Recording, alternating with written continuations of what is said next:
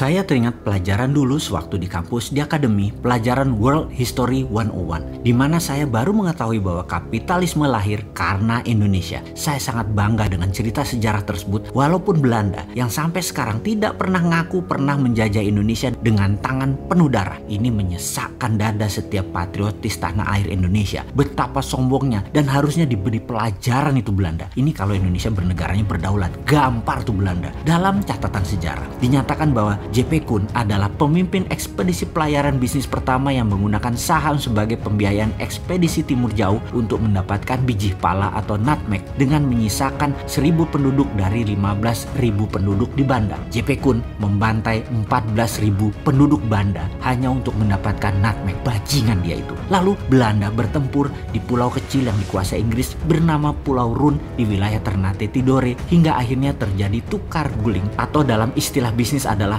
swap deal. Inilah deal pertama pertukaran wilayah Pulau Run milik Inggris ditukar dengan New Amsterdam di Amerika. New Amsterdam kemudian hari dikenal dengan nama baru sehingga sekarang yaitu bernama New York. Jadi kalau tidak ada Pulau Run penghasil biji pala, maka New York dan New Frontier Inggris bernama Amerika tidak akan pernah seperti sekarang ini jangan-jangan. Kembali ke kapitalisme modern. Perjalanan Jan Pieter Soen Kuhn ini memerlukan biaya sangat besar. Karena itu dibuatlah sebuah usaha yang bernama VOC, Dutch East Indies Company, milik berbagai pengusaha Eropa berbasis di Belanda. Mengapa multi owner? Karena semakin banyak yang store saham, semakin kecil resiko yang ditanggung dalam perjalanan yang berbiaya sangat besar tersebut. Inilah asal muasal awal kapitalisme modal bersama. VOC adalah perusahaan pertama listing atau perusahaan pertama di dunia yang menjual stok atau sahamnya agar bisa dimiliki banyak pemodal. VOC juga perusahaan pertama di dunia yang sahamnya dimiliki oleh multi international owner. Juga diawali dengan 21 tahun pemberian hak kelola spice atau rempah. Karena itu VOC adalah perusahaan mega korporasi pertama di dunia. Haknya yang utama adalah mengeksploitasi rempah Nusantara. VOC menjadi model pertama di dunia atas mega korporasi yang merubah dunia bisnis, dunia finansial, dunia saham, bursa efek, dunia sosiopolitik ekonomi, military political diplomasi, maritime exploration dan penjajahan ekonomi oleh perusahaan global. Sengaja saya menjelaskan panjang sejarah VOC ini agar bisa mengingatkan dari sejak awal Indonesia ini berdiri, negara kepulauan terbesar di dunia ini adalah ditakdirkan sebagai global player. Banyak peristiwa besar yang membuat dunia seperti sekarang ini lahir dan besar karena Indonesia. Rebutan biji pala yang di zaman itu lebih mahal dari emas karena bisa menyembuhkan wabah penyakit yang saat itu melanda Eropa. Kita ambil catatan di sini bahwa kapitalisme dengan urun dana multi owner terbesar di dunia adalah VOC, perusahaan Belanda yang kalau dinilai saat ini sama dengan hartanya Google ditambah Facebook, ditambah IG,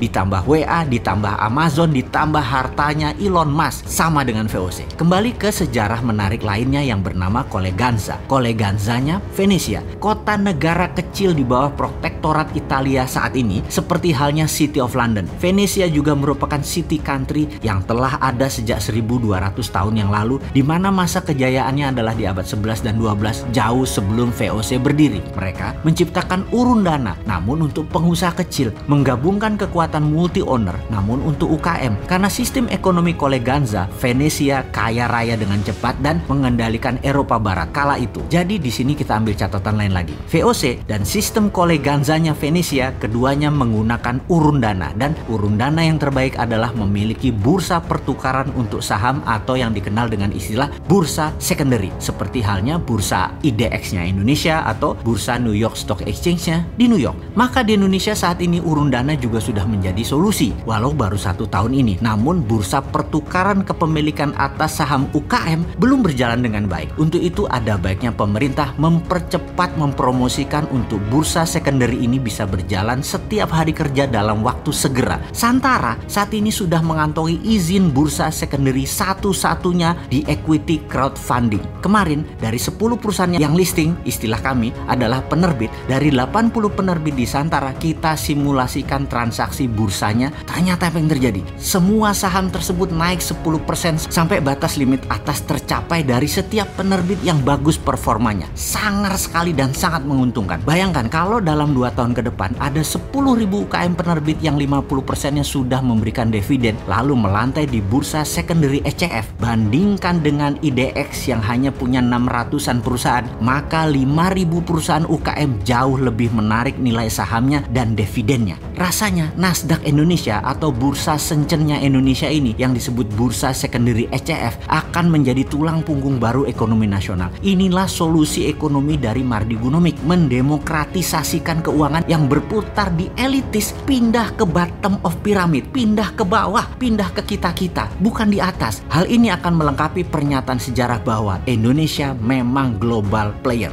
Kapitalisme lahir karena Indonesia dan sistem bursa ECF yang sekarang oleh kita yang akan diberlakukan adalah ekonomi berputar di bottom of pyramid, bukan di elitis lagi, adalah masterpiece, adalah global player, adalah mempengaruhi dunia ekonomi. Sistem ini juga lahir di Indonesia plus berbasis digital. Inilah langkah awal Indonesia mendominasi bursa UKM dunia, awalnya di Indonesia, dan dalam waktu yang tidak lama Santara merambah keluar Indonesia ke negara berkembang lainnya seperti India, negara-negara ASEAN, negara-negara Afrika, untuk membangun kekuatan selatan-selatan agar Indonesia menjadi negara terkuat di selatan Katulistiwa, the most powerful country in the South Hemisphere, sesuai impian negara kaum Sontoloyo. Bener kan? Mohon bantu promosikan hal ini wahai pejabat. Berat kalau edukasi dibebankan ke UKM. Oh iya, maaf loh ya, saya jualan Santara sekarang daripada dibilang bosman jualan ludah mulu. Bentar, padahal emang iya ya, jualan ludah.